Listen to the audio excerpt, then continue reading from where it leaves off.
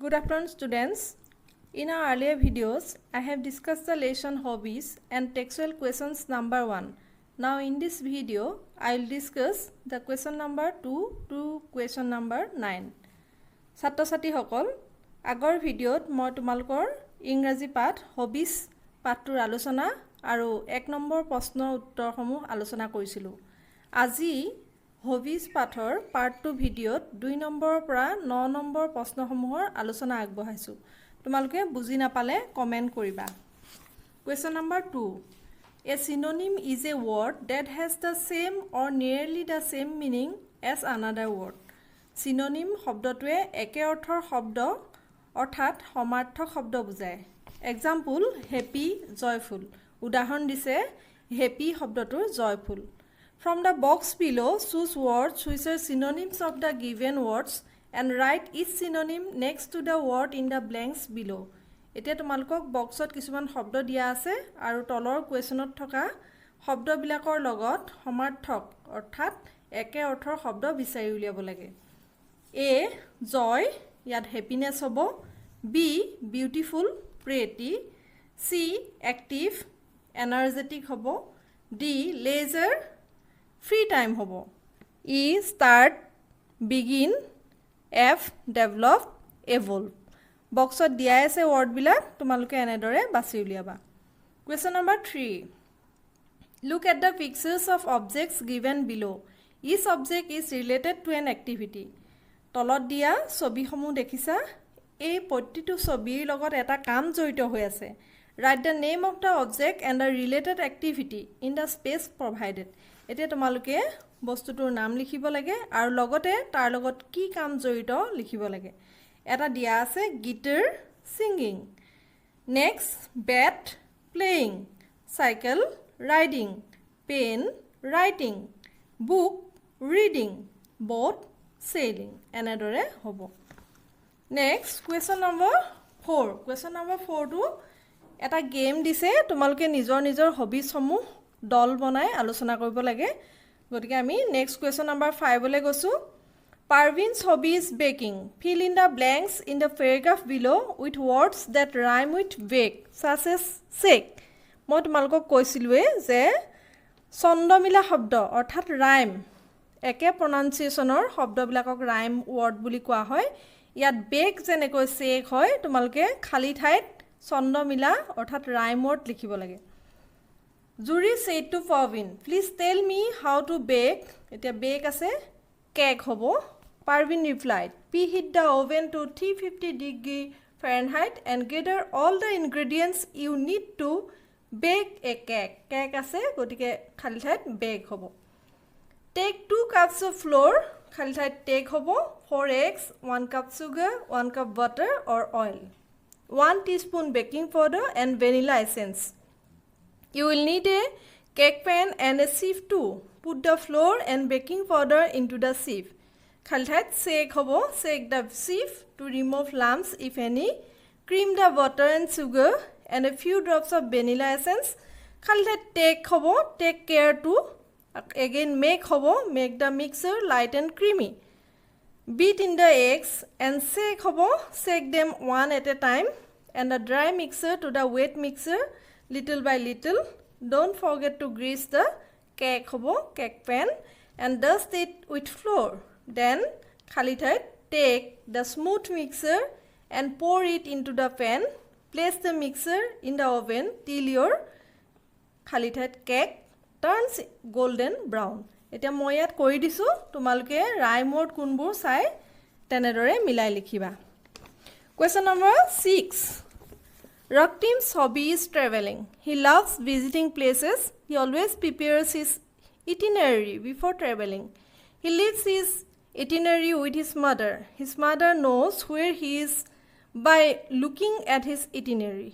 Read this itinerary. এতিয়া তোমালোকে জানিব লাগিব ইটিনাৰী কি হয়। ইটিনাৰী হৈছে এটা জাৰ্নিৰ বিষয়ক প্লেন মানে আঁচনি। তুমি ভ্ৰমণ কৰিবলৈ যোৱাৰ আগতে কৰি লোৱা এটা আঁচনিয়ে হৈছে ইটিনাৰী। It is a travel plan. এইটো ভ্ৰমণ বিষয়ক এটা আঁচনি। Where you will go, ক'ত যাবা তুমি, কেতিয়া যাবা, কেতিয়া ঘূৰিবা, এই সমস্ত বিৱৰণ থাকে।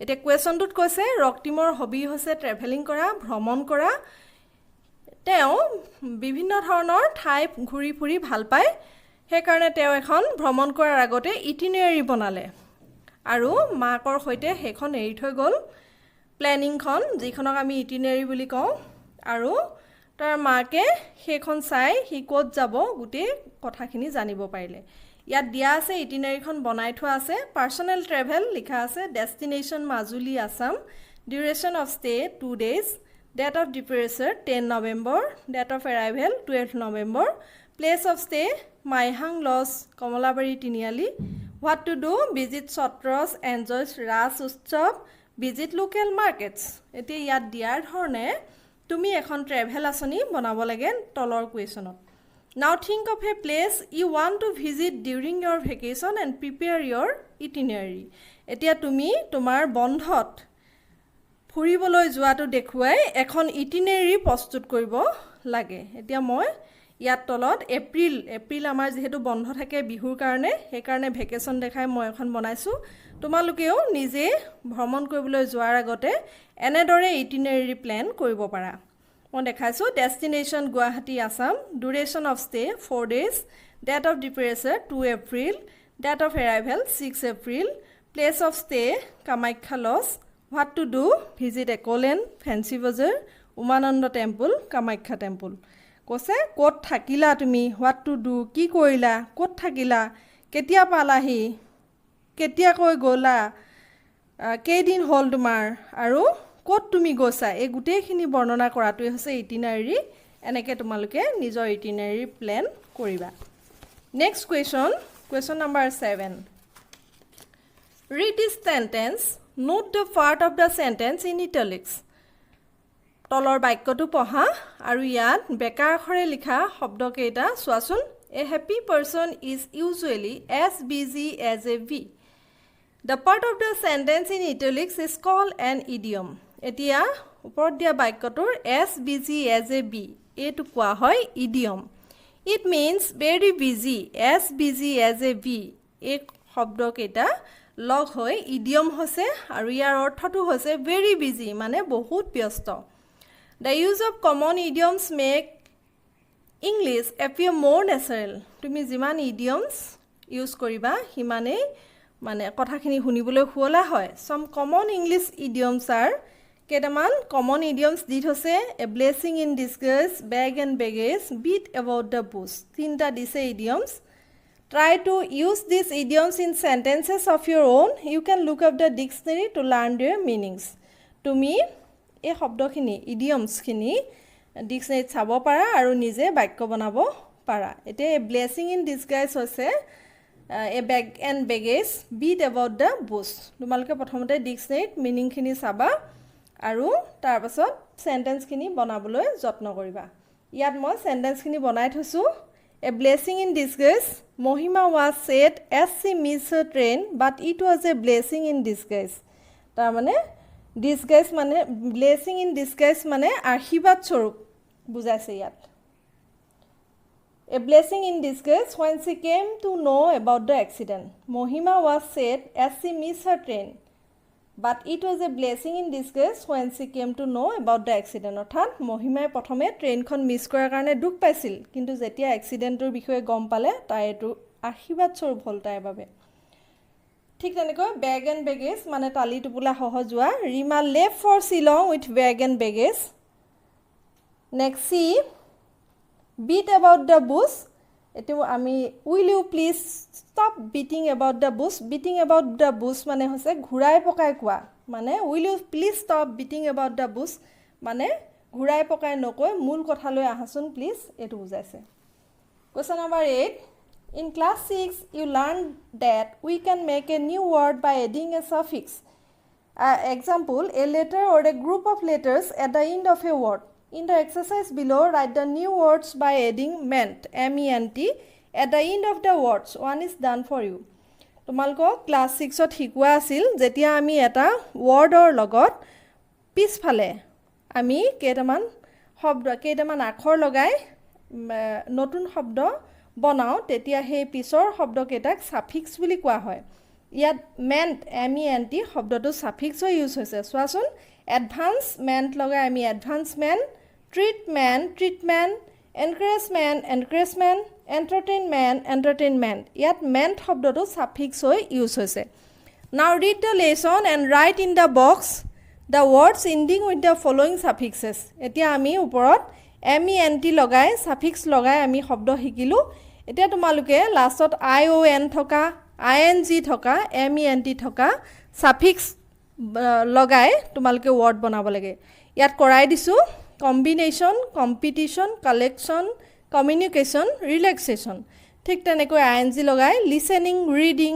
Gardening swimming planting walking learning morning ment লগাই department advancement treatment encouragement entertainment এনেদৰে তোমালোকে শব্দবিলাক সাফিক্স লগাই নতুন শব্দ বনাবা question number 9 read the lesson and locate the sentences where the following phrasal verbs beginning with take occur then write the sentences in the space given below the word web etia tolot dia শব্দ কেটা চোৱাচোন read the lesson to পঢ়া read the lesson and locate the sentences where the following phrasal verbs begin with take occur take শব্দটোৰ পাছত কেনেকৈ word বহি phrasal verb হৈছে take out then write the sentence in the space given below the word web তাৰ পাছত তোমালকে take out লগাই তোমালকে কিতাপত দিয়া ধৰণে শব্দ লগাই বাক্য বনাব লাগে try to frame sentence of your own using these phrasal verbs কিতাপত থকা চাই তোমালকে কিতাপৰ মতে নিজেও বনাব লাগে মই কেইটামান সেন্টেন্স দি দিছো I take out my harmonium and play tunes Next, I take out my paint box and brush and keep myself busy. Next, I take out the stamps from the envelopes and stick them in an album.